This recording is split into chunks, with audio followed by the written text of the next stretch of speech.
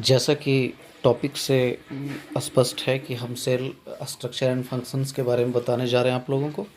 और इससे पहले की वीडियो यूट्यूब पर उपलब्ध है और डिस्क्रिप्शन में हम उसका लिंक दिए हुए हैं। आप पहली वीडियो देखकर पिछला जो हमारा सेल के बारे में मैंने बताया था वो आप जान सकते हैं। आइए हम लोग सेल के बारे में आगे और जानकारी इकट्ठा करें। तो आइए वीडियो को शुरू करते हैं, और शुरू करने से पहले आप मेरे चैनल को सब्सक्राइब ज़रूर कर दीजिए। पिछले वीडियो से आगे बढ़ते हुए आज हम बात करेंगे पार्ट्स ऑफ द सेल के बारे में, यानी सेल के कितने पार्ट्स होते हैं, कितने भाग होते हैं।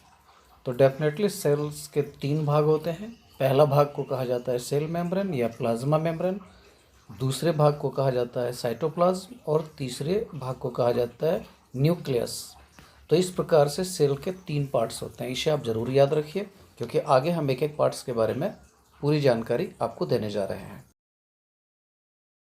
सबसे पहला सवाल उठता है कि सेल मेम्ब्रेन या प्लाज्मा मेम्ब्रेन किसे कहते हैं। तो यहाँ ध्यान दीजिएगा, cell membrane is the basic component of cell. It separate cells from one another. Cell membrane allows the movement of substance both inwards and outwards. तो सेल मेम्ब्रेन किसे कहा जाता है, हमारा एक स्टूडेंट क्या कहता है इसके बारे में, सुनिए। सेल मेम्ब्रेन एक कवच की तरह काम करता है जो अंदर की पार्टिकल्स को बाहर जाने में या बाहर के पार्टिकल्स को अंदर आने में मदद करता है। तो इस प्रकार से आपने इस बात को समझा कि सेल मेम्ब्रेन का क्या प्रमुख कार्य है। यहाँ जो पिक्चर आपके सामने प्रोवाइड की गई है वह सेल मेम्ब्रेन से रिलेटेड पिक्चर है। आप इसको जूम करके देख सकते हैं और समझ भी सकते हैं। अगला जो हमारा सवाल है वो है साइटोप्लाज्म के बारे में, कि साइटोप्लाज्म किसे कहते हैं। ध्यान दीजिएगा, cytoplasm is the jelly like substance present between the cell membrane and the nucleus. यानी सेल मेम्ब्रेन और न्यूक्लियस के बीच में पाए जाने वाला जेली की तरह दिखने वाला जो सब्सटेंस होता है उसे हम साइटोप्लाज्म कहते हैं। और various other components are present in the cytoplasm. Cytoplasm के अंदर और अलग अलग प्रकार के जो कंपोनेंट्स होते हैं उसमें क्या क्या होता है, माइटोकॉन्ड्रिया होता है, गोल्जी बॉडीज़ होता है और राइबोसोम्स होता है। यहाँ पर जो फ्लैश किया जा रहा है पिक्चर जिसमें आप देख रहे होंगे, ठीक अंदर में ब्लू कलर से जो दिख रहा है कुछ सब्सटेंस, वह साइटोप्लाज्म है। इस प्रकार से साइटोप्लाज्म जो होता है वो दिखता है। तो अच्छी तरह से आप इसे समझ लीजिए। आगे हम और आपको बताने जा रहे हैं। यहाँ पर एक बात खास रूप से आप ध्यान दीजिएगा कि साइटोप्लाज्म है वो सेल मेम्ब्रेन और न्यूक्लियस के बीच में पाया जाता है। सेल मेम्ब्रेन को आप प्लाज्मा मेम्ब्रेन भी कहते हैं। इसका मतलब ये हुआ कि प्लाज्मा मेम्ब्रेन यानी सेल मेम्ब्रेन और न्यूक्लियस के बीच में जो जेली लाइक स्ट्रक्चर पाया जाता है वो साइटोप्लाज्म कहते हैं उसे लोग। और हमारा अगला जो डिस्कशन है वो है न्यूक्लियस के बारे में।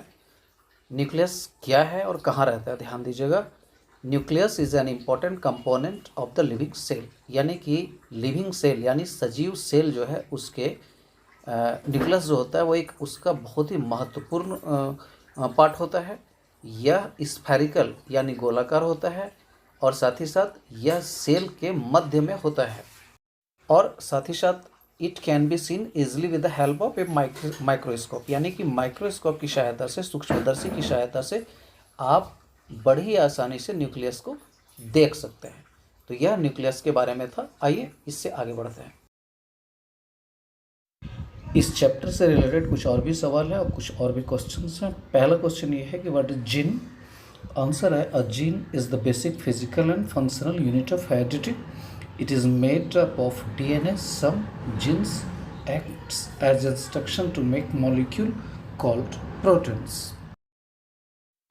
एक अंतिम इकाई वो किसी लक्षण की आनुवंशिकी को नियंत्रित करती है, उसे जीन कहते हैं। मतलब ये हुआ, आनुवंशिकी का हिंदी होता है जेनेटिक। यानी जीन एक ऐसा यूनिट है जो किसी भी सिम्टम जो कि जेनेटिक सिम्टम हो वो उसको कंट्रोल करती है, तो इसे हम लोग जीन कहते हैं। और आगे जानते हैं इसको। अगला एक इम्पॉर्टेंट क्वेश्चन है, व्हाट इज प्लास्टिड्स। प्लास्टिड क्या है। आंसर है कि plastid is a membrane bound organelle found in the cells of plants, algae and some other eukaryotic organism. पौधों के कोशिका द्रव में पाए जाने वाले गोल या अंडाकार रचना को प्लास्टिड कहते हैं। इसके माध्यम से पौधों के लिए महत्वपूर्ण केमिकल का निर्माण होता है।